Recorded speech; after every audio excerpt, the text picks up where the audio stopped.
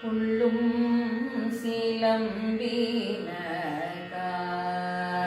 புள்ளரையன் கோயிலில் புள்ளும் சிலம்பினகான்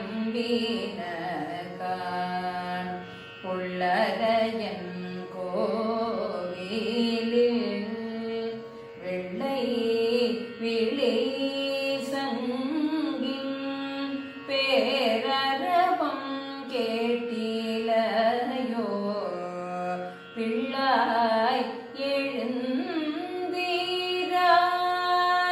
பேய்முலை நல்ஜுண்டு பிள்ளாய் எழுந்தீராய் பேய்முலை நல்ஜுண்டு கள்ள சகடம் கலகழிய காலோச்சி வெள்ளத்தரவில் துயில மந்த வித்தினை உள்ளத்து கொண்டு முனிவர்களும் யோகிகளும் மெல்ல எழுந்து அறியல்க பேரரவம் மெல்ல எழுந்து அறியல்க பேரரவம் உள்ளம் புகுந்து குளிர்ந்தேலோரெம் பாவாய் உள்ளம் புகுந்து குளிர்ந்தேலோரெம் பாவாய்.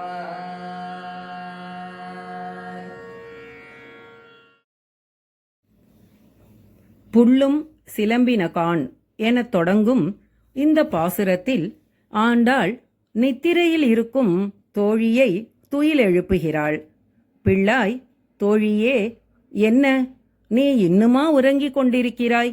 அதிகாலையில் பறவைகள் சிறகுகளை சிலிர்த்து கொண்டு கூட்டை விட்டு வெளியேறும் சப்தம் கேட்கவில்லையா?